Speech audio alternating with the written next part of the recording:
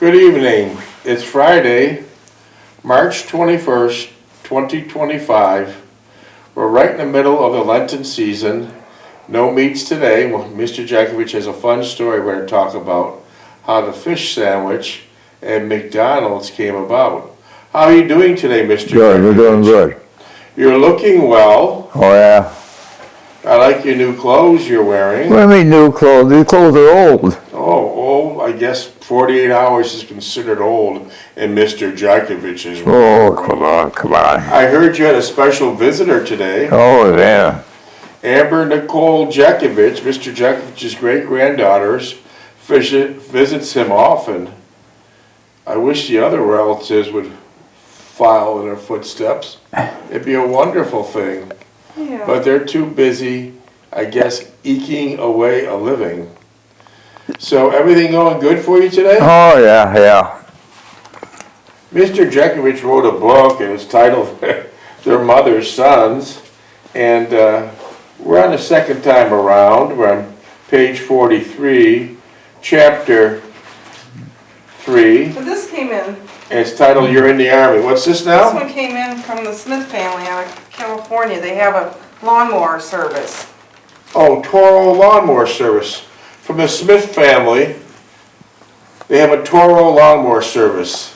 Yeah, John. That's their hat that they wear when they go out cutting grass. The Wow. Smith family. Take a picture, Dave. Well, Oh, can't fish. Got to make it a little Now, bigger. what are they got a lawnmower service? Yeah. yeah, Smith family. A Toro. You ever hear of Toro? Yeah. T-O-R-O? Where are they from? Wasn't it California? Yeah, San Bernardino. I San think. Bernardino, California. I'm going to take a picture with it on your Try head, it on there, John. and I'll send it to them. Thank you very much, the Smith family. All right. Big. That looks good. All right. Why don't you wear it throughout the show? All right. Wear it throughout the show. Keep it on. Huh? Keep it on. Why not? That's a good picture for a lawnmower. Yeah, that's what they do. Toro lawnmowers. Wear it for the show. Okay, we're back in business. Thank you very much, the Smith family from San Bernardino, California. They run a Toro. Send them a thank you letter. I will. They run a Toro lawnmower service there. Oh, and this one came in from the Gonzalez's family. Gonzalez, let me see. It's Cinco de Mayo Day coming up in May, and they wanted to make sure wow. he had that. Gonzalez family From where? from San Antonio, Texas. Yeah, hold it up It's for a everyone. Cinco de Mayo shirt. Hold it up for And you everyone. wear that on the Cinco de Mayo that's That's coming the up. Mexican holiday coming The up. Mexican holiday that's coming up. That's nice. Oh, boy, that's a Hold fancy please, shirt. Look at all that. hold please, I gotta send them a picture of it. That's embroidered. Oh, yeah. Okay, you can wear that on Cinco de Yeah, I'm gonna go Mayo Day. hang that one up right now. I'll send him a thank you note, John. Yeah, thank you. Yeah, wear that on Cinco de Mayo Day. Yeah, I'm gonna go hang that up right now.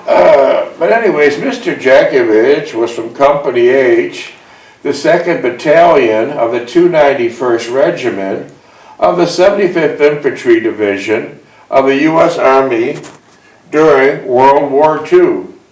Mr. Jeckovich lives by the motto, yesterday is history, tomorrow is a mystery, and today is a gift. I'll start reading the book, and what's your dog tag number? 42165. Okay, being it's Friday in Lent, fish only, no meat, and we have a little interesting note here about fish sandwiches at McDonald's. It's a very interesting note. Winter, winter, fish dinner. In the early 1960s, the owner of a McDonald's in Cincinnati, Ohio, had a big problem. Lou Groen, whose restaurant was in a Catholic neighborhood, noticed that the sales dropped every Friday because of many of his customers did not eat meat on that day. His solution was to serve fish sandwiches. After trying several different kinds of fish, he found out the breaded cod patty worked the best. He added American cheese and tartar sauce and put it on a steamed bun. Do you remember the fish sandwiches? Yeah. Here's how it's beginning. Confident in his new sandwich, Groen convinced the executives at McDonald's to test it out. Meanwhile, McDonald's founder, Roy Kroc, had his own idea. He called it the Hula Burger. So one of the store managers developed the fish sandwich, and the owner of McDonald's, Roy Kroc, thought something different. He was going to try his experiment, which was a hula burger. Hula burger. It consisted of a slice of pineapple with a cheese on a bun. Ooh. Yeah, that's what I say. They decided to sell both sandwiches on Friday, and which came out on top. The fish sandwich was a clear winner by a margin of 350 to 6. In 1965, McDonald's executives added a filet of fish to its menus nationwide, still there today. It was the first item added to the original menu and quickly became popular with customers, especially during Lent, which we're in now, and by some estimates, McDonald's currently sells about 300 million fish sandwiches a year. Oh, boy. So there you go. What a beautiful idea. Yeah. So we're going to read a couple pages of your book, and then we'll go to all the questions that we have. All right. I finally got my shipping orders one afternoon, and it had been only 4 weeks to the day of my arrival. Then no one from my battery on it. I was told there would be about 200 men shipping out with me from the entire battery, which was transported to the camp train depot following day, which is suggested to me it would entail a longer trip than any of the previous moves. I hope it was not cross-country and finally to the Pacific. So you thought it might have been Pacific. You're lucky. Yeah. What it turned out to be. Europe, yeah. As I boarded the troop train, I noticed it was a sleeper, suggesting we were due for a trip for several days or more. What happens if you ask the officers on the train where you're going? They won't tell you. Won't tell you. And did people try to ask them? Huh? Did people attempt to ask the officers? Yeah. And what did the officers say? Nothing. Nothing. As usual, I did not know anyone in my sleeper area, as I did not feel up to conversing with anyone. The motion of the train put me to sleep after a short interval. I was awakened abruptly by the sudden jarring of the train, and just in time for chow. 21 minutes. I had never eaten on a moving train. It was a pleasurable experience. Some of the men were talking about where we're going, and the general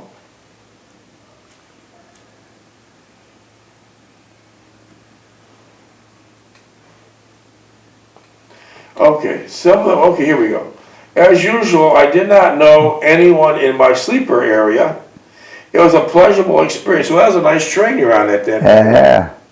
Some of the men were just talking about where we're going, and the general consensus was that we're heading west to the Pacific. So everyone on the train thought you were going to California Yeah. for training.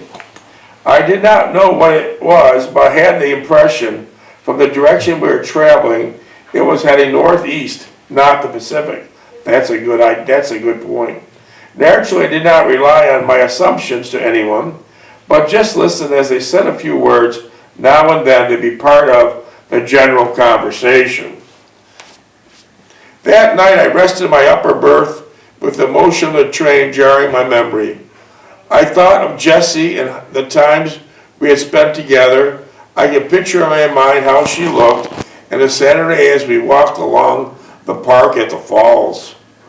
That park at the falls is still the same. Yeah. The falls got destroyed, Yeah. but those parks haven't got destroyed. No. Because they're state.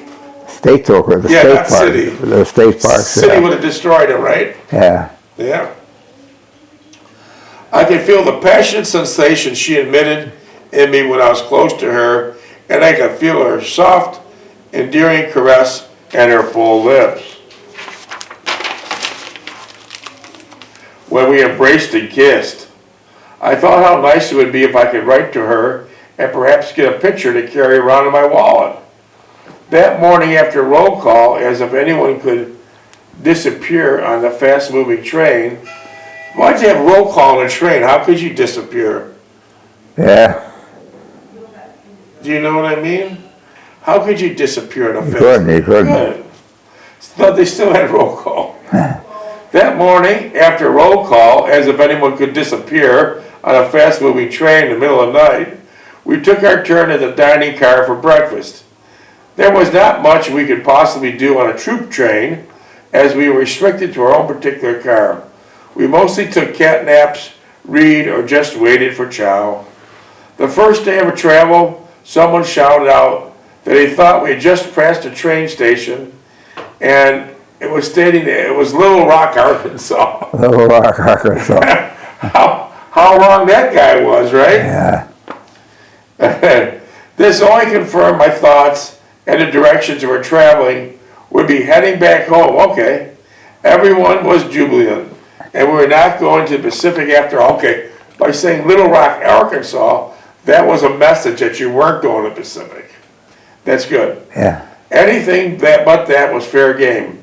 The mood changed dramatically, and after that, from a complete resignation to sheer joy and gleeful anticipation.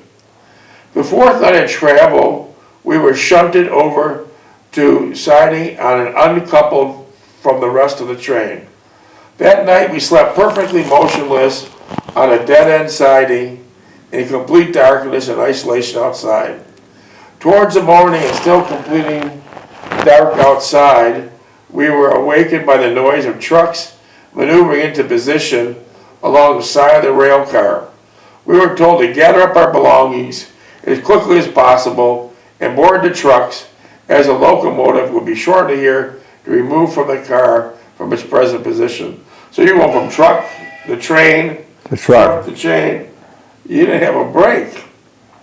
As the trucks carried us off the rail siding onto the highways, we got a glimpse of the sign stating Evansville, Indiana. Evansville, Indiana. What a relief that was 6 miles east. Yeah. A lot better than California.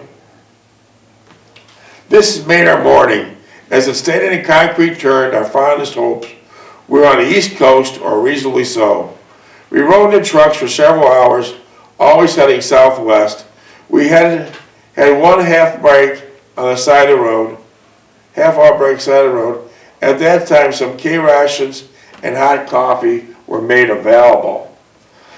After the fourth hour of driving, we were approaching an army camp that were familiar signs, restricted area signs, profusely about the proverbial barbed wire fence that had sprouted its ugly head out.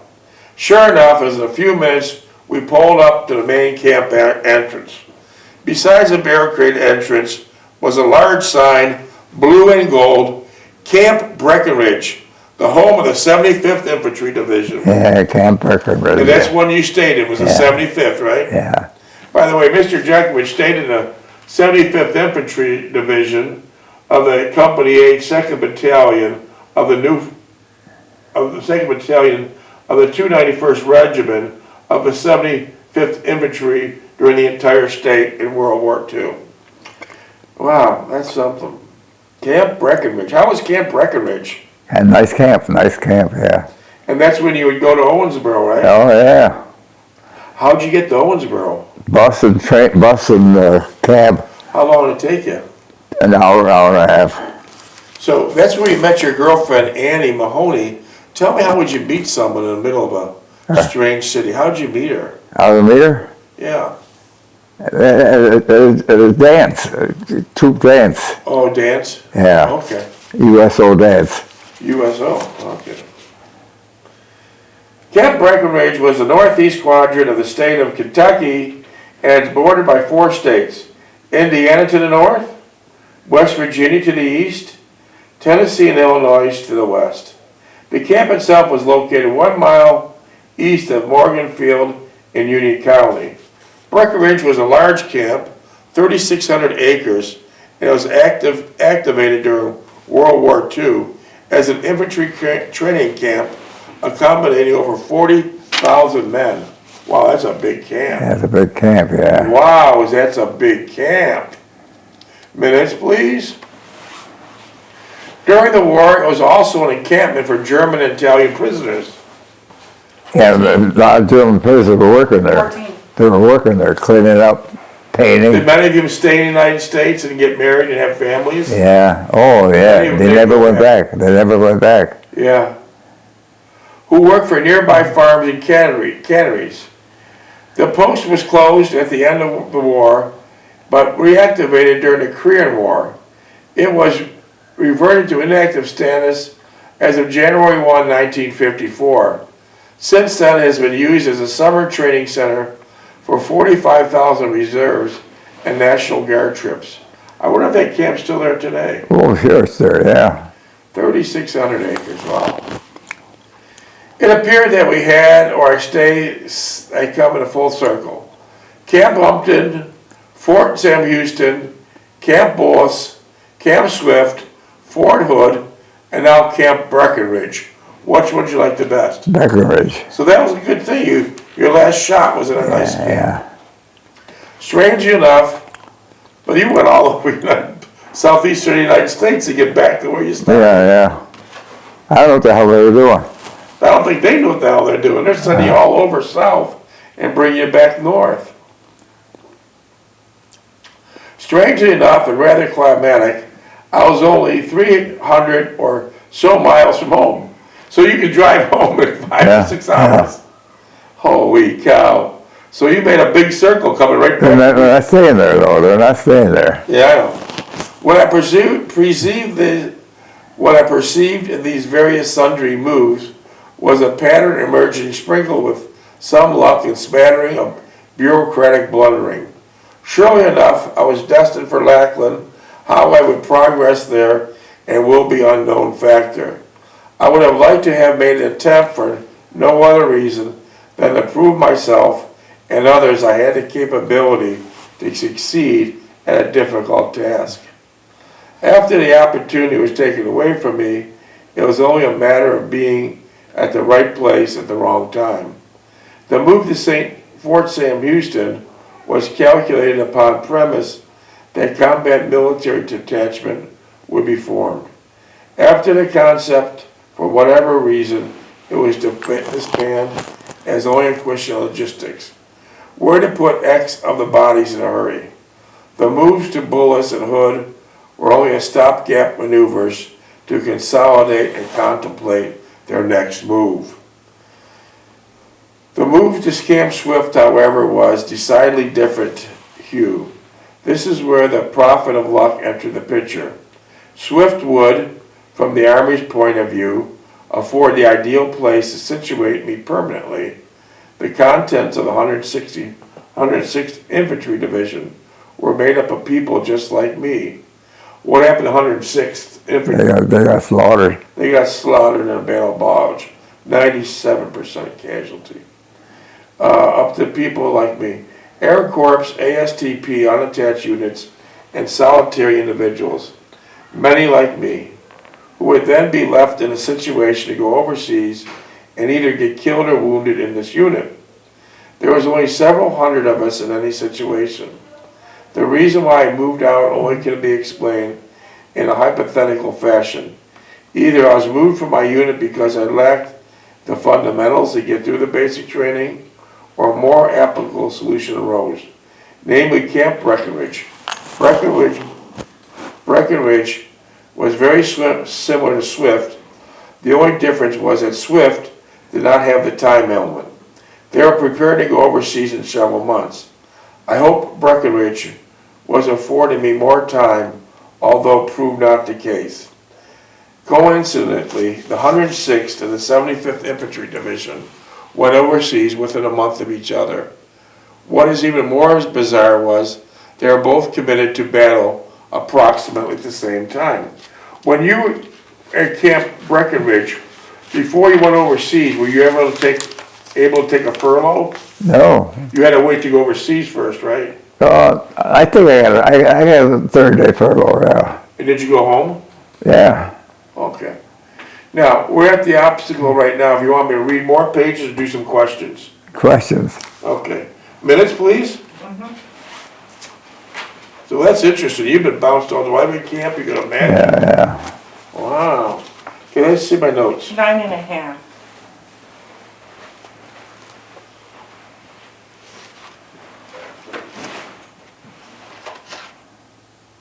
Mr. Jeckovich, what motivates you? What motivates me? Yeah. Staying alive. You got some great answers. You got some great answers. Staying alive.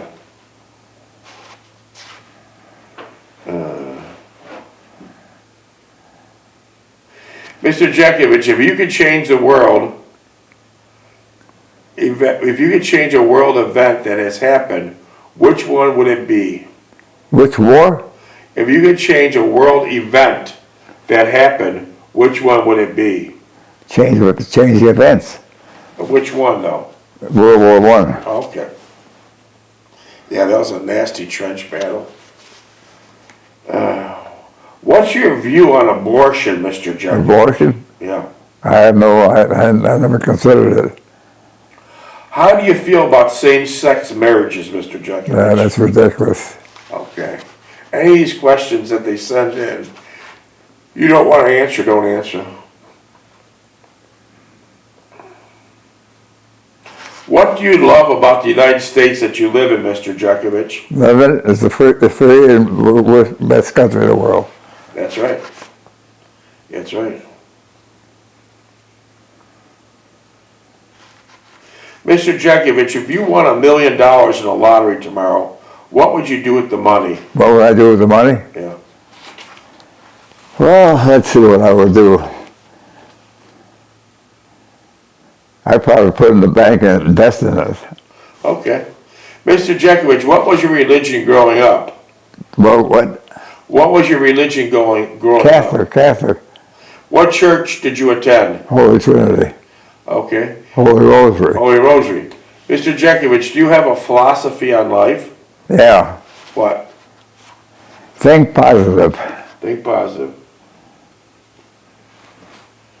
Do you believe in God, Mr. Jeckovich?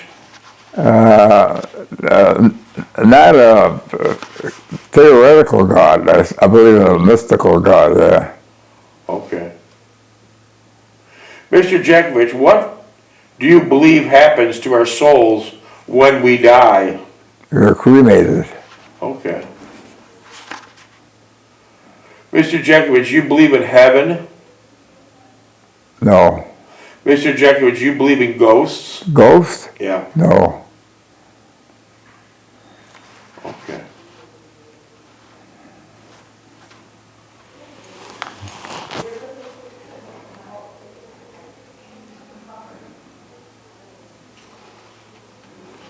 A lot of religious questions today.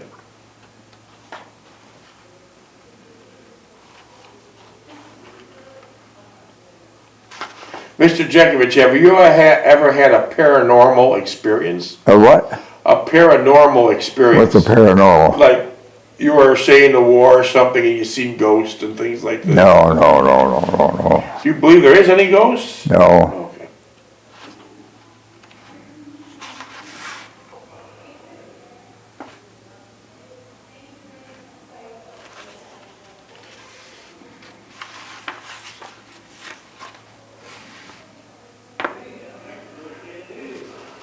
Oh boy, there's so many religious questions today.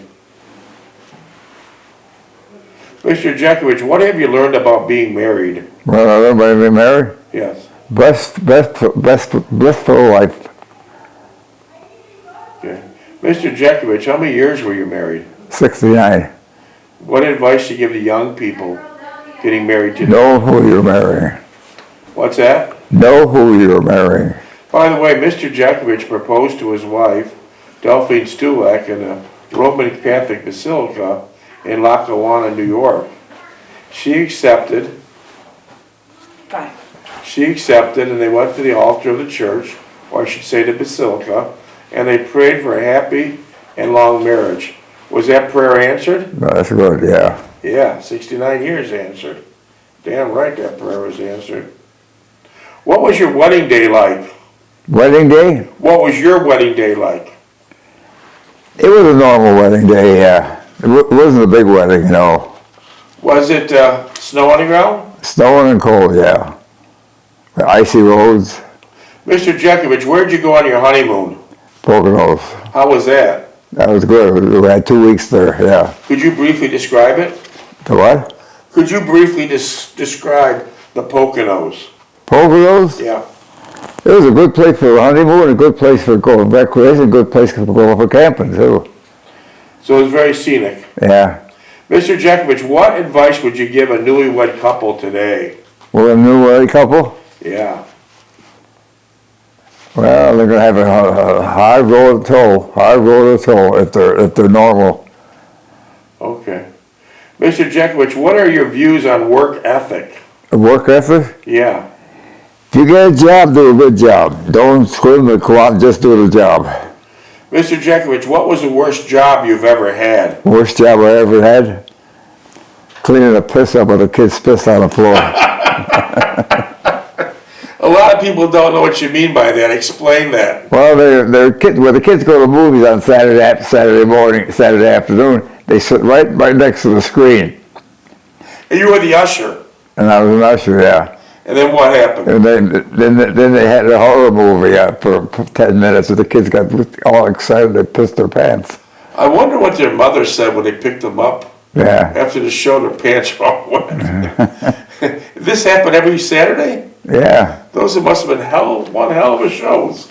I don't think you can scare anybody today. Have you ever been fired or quit a job? What? Mr. Jeckovich, have you ever been fired or quit a job? I quit a job. I never been fired. What did you quit? I quit the job at